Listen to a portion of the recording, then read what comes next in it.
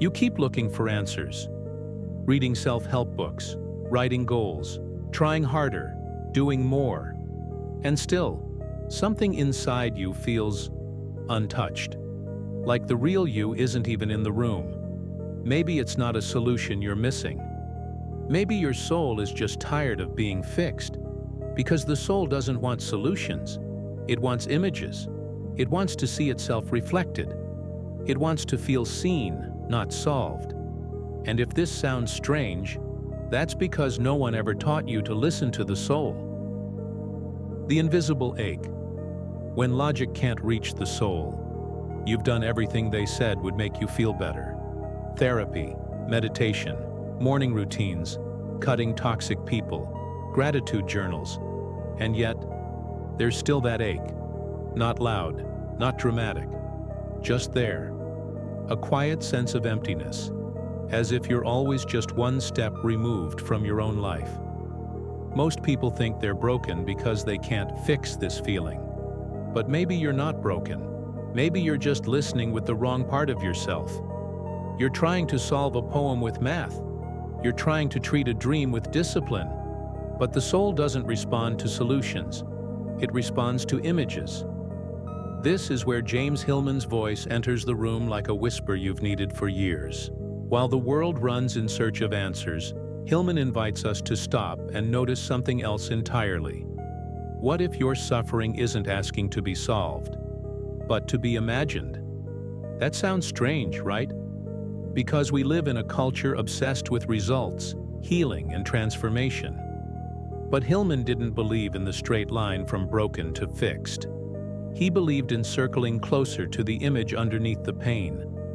Because that's where the soul speaks. Let's make this real. Have you ever felt a sadness that couldn't be explained?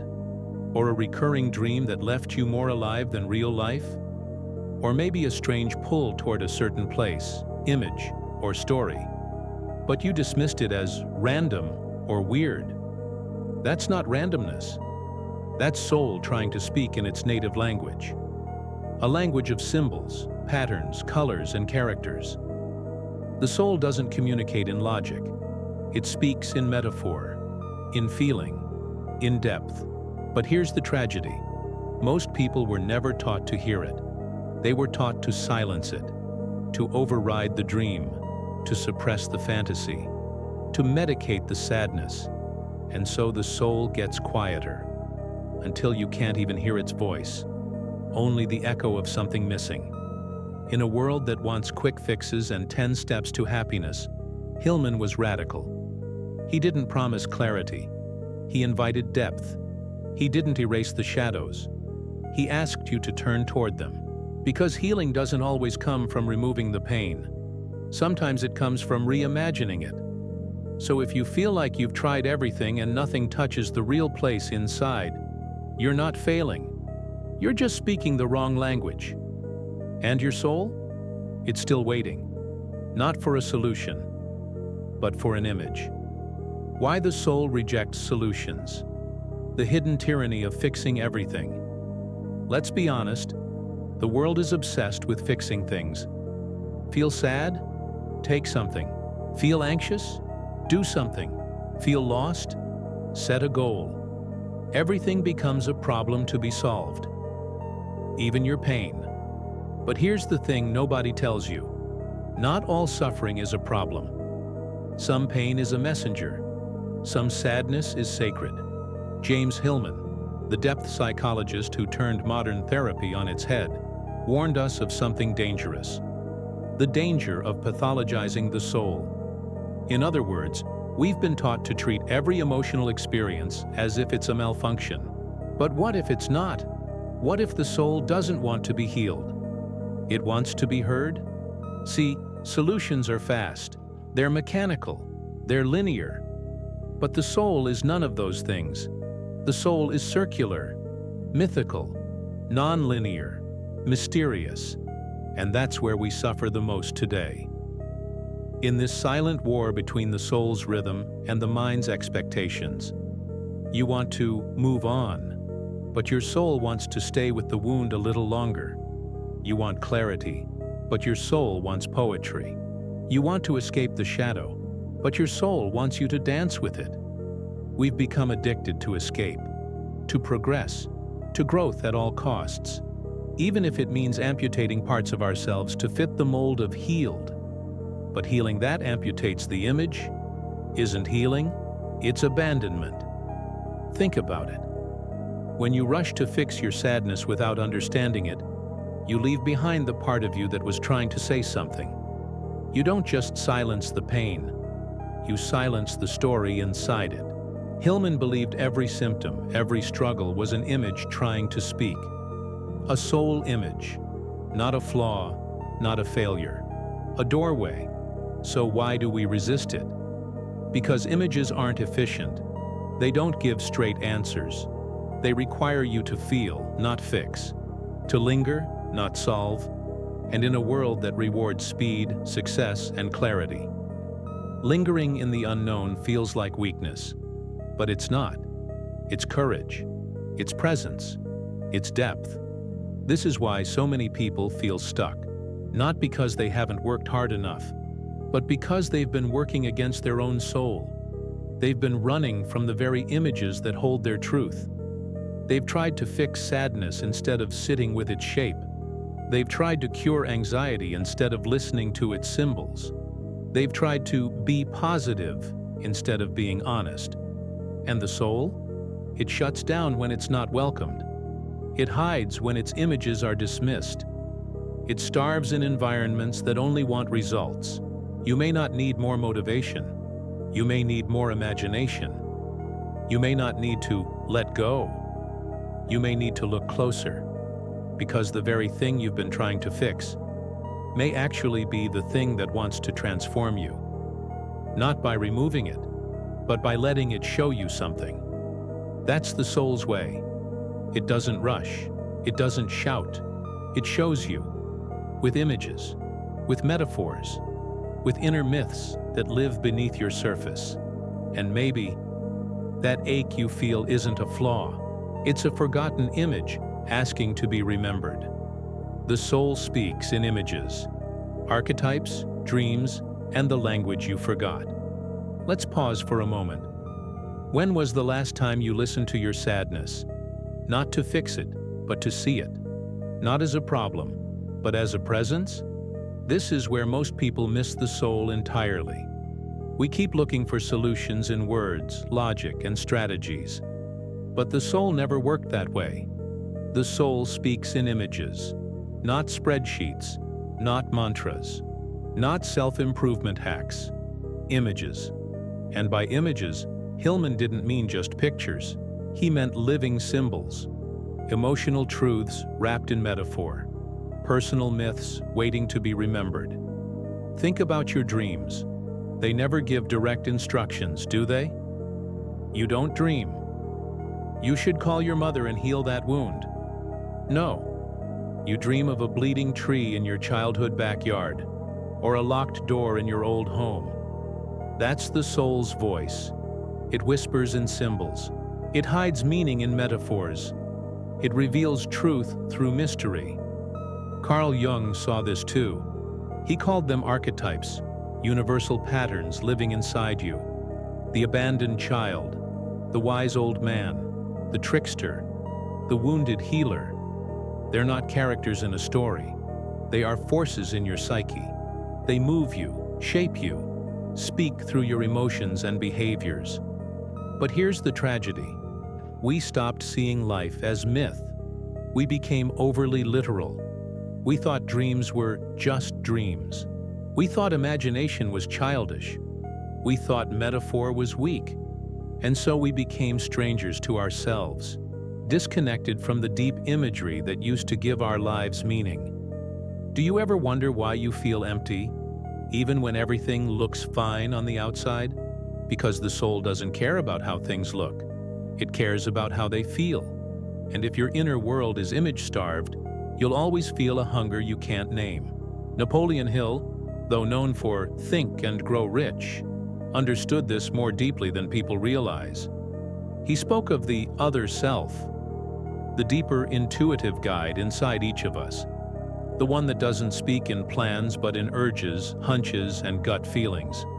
That's soul, not the ego's version of success, but the inner archetype trying to lead you somewhere more meaningful. But here's the paradox. You can't force the soul to speak. You can only create the conditions where it wants to. That's why silence matters. Why solitude matters.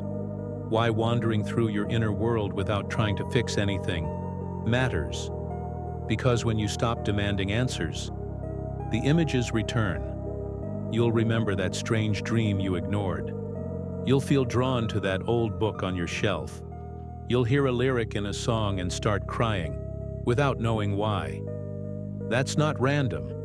That's the soul trying to make contact. But it won't show up in bullet points. It won't present itself in TED Talk format. It's wild, emotional, symbolic. And this is where true transformation begins. Not with solving the problem, but with seeing the image beneath it. Your depression might be the death of an outdated identity. Your anxiety might be a trapped archetype trying to be expressed. Your chronic boredom might be the exile of your imagination. What if healing isn't about becoming better, but becoming more whole? Not in the sense of fixing what's broken, but of retrieving the parts of your soul you abandoned long ago, the ones that spoke in images you didn't understand. So you ignored them. And now, they come back, through symptoms, through restlessness, through that quiet ache you can't explain. It's not dysfunction, it's a forgotten myth, calling you home, reclaiming the forgotten images. Wholeness beyond fixing. What happens when you stop chasing fixes and start collecting images? Something subtle begins to shift. You start to notice the emotional texture of your inner life.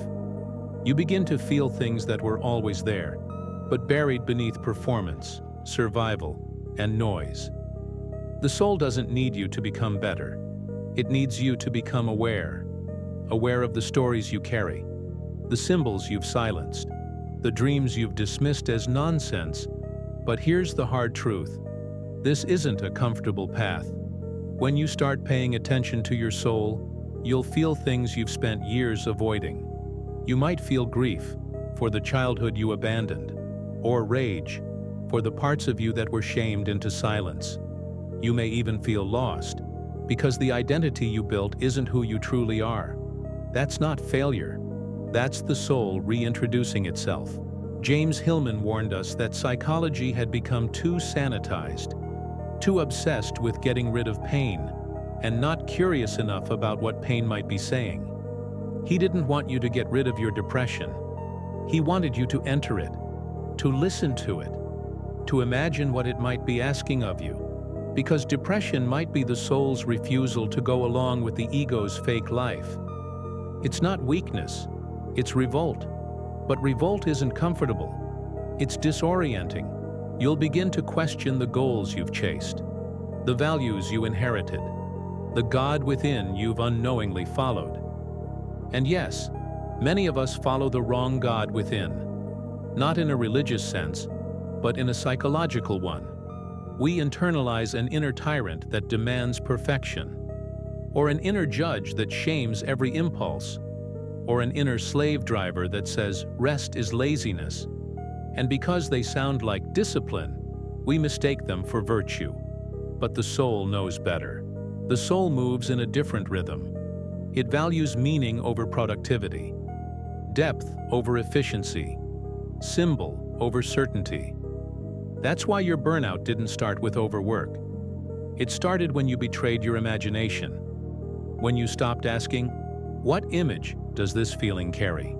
That question is soul-making. Let's say you feel trapped. Don't rush to get unstuck. Ask instead, what does trapped look like inside me? Is it a bird in a cage?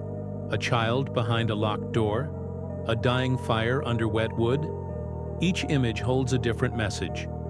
And once you see the image clearly, you no longer relate to the feeling the same way. It softens. It deepens. It opens something inside you.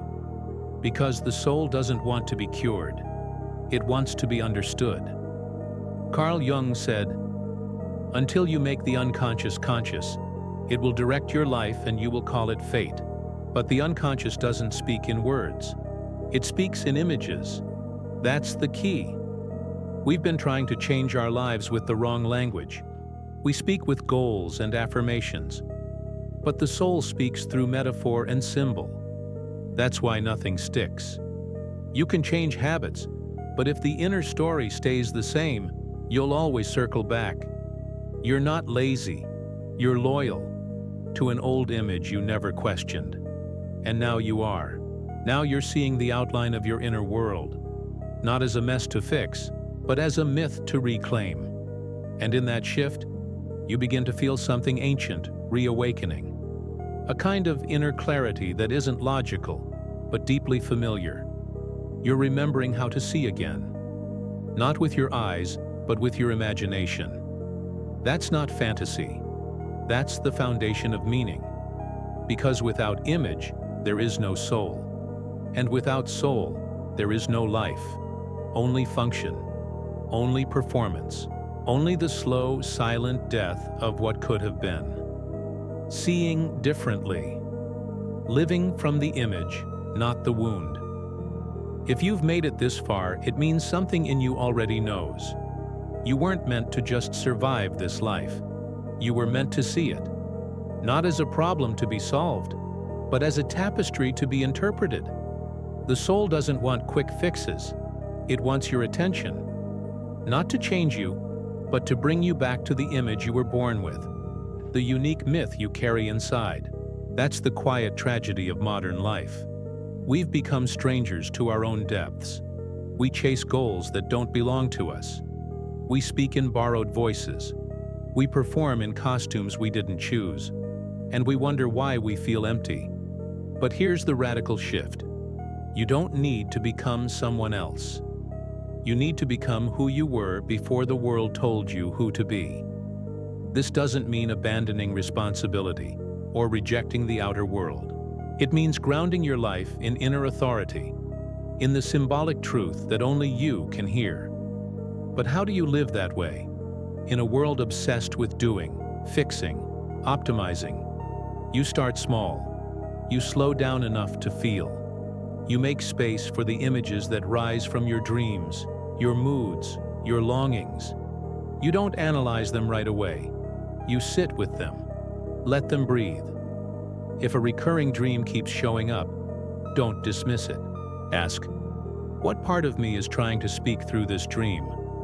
What does this image want from me, not just what I want from it?